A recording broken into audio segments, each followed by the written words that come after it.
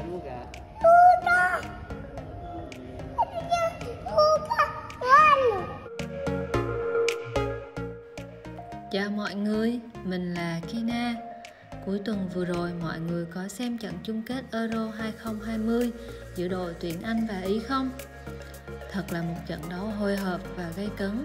Và thật tuyệt vời là đội tuyển Ý đã giành chức vô địch, mang lại niềm tự hào cho toàn nước Ý.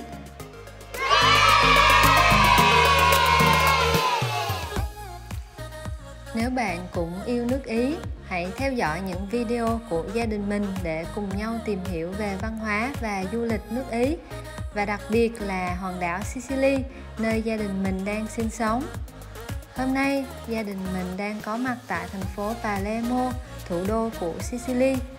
Cứ mỗi lần đến Palermo, nó lại gợi cho mình nhớ đến Sài Gòn, một thành phố lớn đông đúc, nhộn nhịp và đa văn hóa. Đặc biệt hơn, Palermo là một thành phố có rất là nhiều công trình lịch sử rất thú vị. Đây là nhà hát Massimo tại Palermo, là nhà hát opera đầu tiên tại Italy và thứ 3 tại châu Âu, chỉ sau nhà hát Opera Paris và nhà hát tại Vienna, nước Áo. Tòa thị chính Sicily là tòa thị chính đầu tiên trên thế giới, hay vườn thực vật Palermo là vườn thực vật lớn nhất tại châu Âu. Ngoài ra, tại Palermo còn có bia đá Palermo, được xem là bia đá quan trọng thứ hai, chỉ sau bia đá Rosetta, được xem là văn bản lâu đời nhất của Ai Cập cổ đại. Bia đá Palermo này nay được đặt tại bảo tàng Salinas, nơi còn được gọi là bảo tàng lâu đời nhất tại Sicily. Hôm nay, hãy cùng gia đình mình đi tham quan bảo tàng Salinas nhé! Bảo tàng nằm tại trung tâm của Palermo, giá vé vào cửa là 6 euro. Khác với các bảo tàng khác, phòng vé ở đây kết hợp với cửa hàng lưu niệm.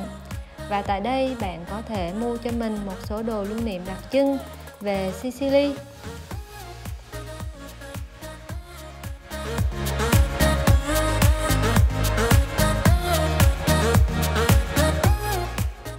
Bảo tàng này có tên đầy đủ là Bảo tàng khảo cổ học Antonio Salinas.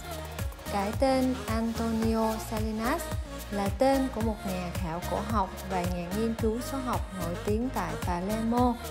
Ông là giám đốc của bảo tàng này từ năm 1873 cho đến khi ông qua đời năm 1914, và ông đã để lại bộ sưu tập cá nhân lớn của mình cho bảo tàng. Bước đầu tiên vào bảo tàng, bạn sẽ được chào đón bởi một bức tượng điêu khắc thật đẹp và những con rùa xinh xắn tại đài phun nước. Lần đầu tiên nhìn thấy những chú rùa bơi lội, cho nên Alex rất là thích thú.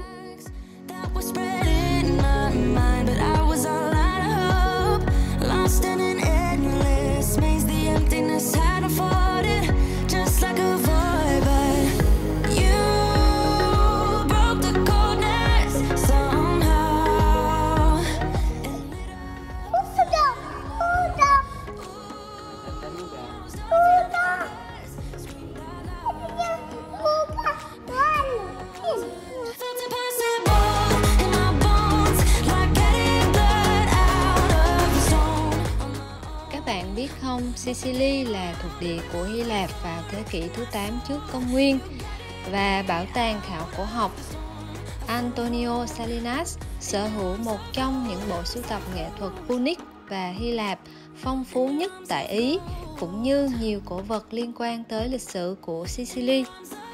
Đây là bia đá Palermo, được làm bằng đá Bazan, là một trong 7 mảnh vỡ còn sót lại của một tấm bia biên niên sử hoàng gia thuộc thời kỳ cổ vương quốc trong lịch sử Ai Cập cổ đại. Tấm bia này liệt kê danh sách các vị vua cai trị Ai Cập và ghi lại những sự kiện quan trọng trong triều đại của họ. Trung tâm bảo tàng là một khu vườn nhỏ xanh mát đáng yêu, và xuyên suốt các hành lang là các tác phẩm điêu khắc tuyệt đẹp được trưng bày.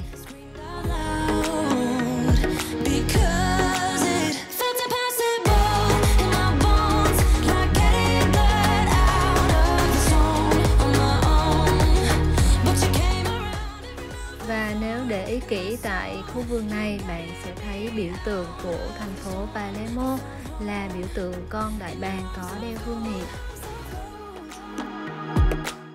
Bảo tàng Salinas có rất nhiều cổ vật đến từ vùng Selinunte. Selinunte là một thành phố Hy Lạp cổ đại, bên bờ biển phía tây nam Sicily, nước Ý. Nay là một di tích khảo cổ học thuộc một vùng của tỉnh Trapani, có diện tích 40 hecta. Selinunte là một trong những thuộc địa quan trọng nhất của người Hy Lạp tại Sicily. Khu di tích khảo cổ học này có 5 ngôi đền tập trung tại thành phòng thủ trên cao mà tiếng Hy Lạp gọi là Acropolis. Người ta đặt tên cho các ngôi đền này là ngôi đền A, B, C, vân vân. Trong đó ngôi đền E đã được dựng lại. Mình rất yêu thích kiến trúc các ngôi đền Hy Lạp cổ đại khi còn được học tại trường đại học kiến trúc, cho nên mình rất thích thú khi được tận mắt nhìn thấy những tấm trang trí hay còn gọi là method của diêm mái tại bảo tàng này.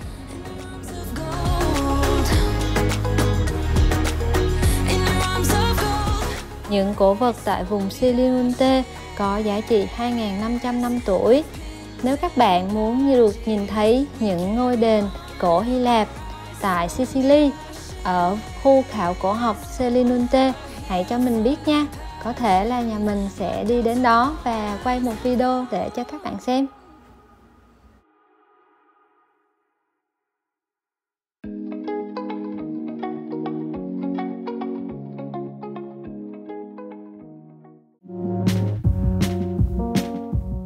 Còn đây là các lỗ thoát nước mưa có hình đầu sư tử được tìm thấy tại một ngôi đền tại vùng Himera.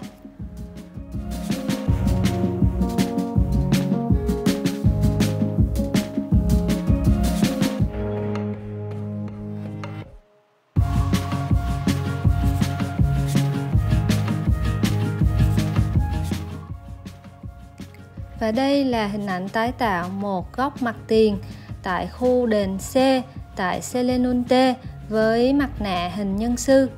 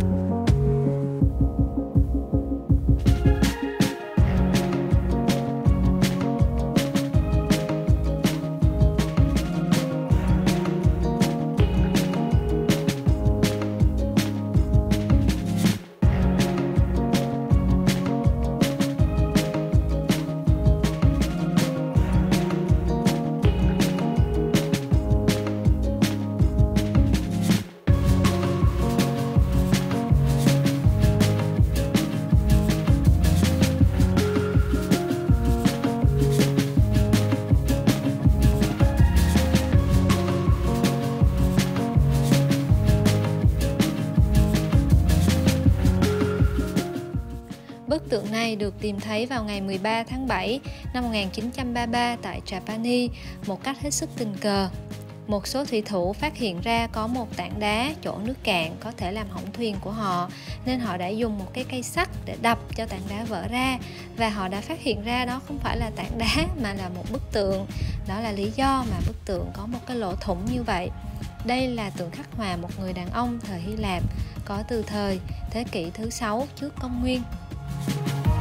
Vậy là chuyến tham quan bảo tàng tới đây là hết rồi.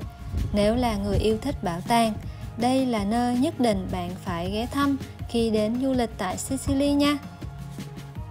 Nếu các bạn thấy video này thú vị thì hãy like và subscribe cho gia đình Alex nha. Hẹn gặp lại các bạn ở các chuyến đi tiếp theo. Xin chào!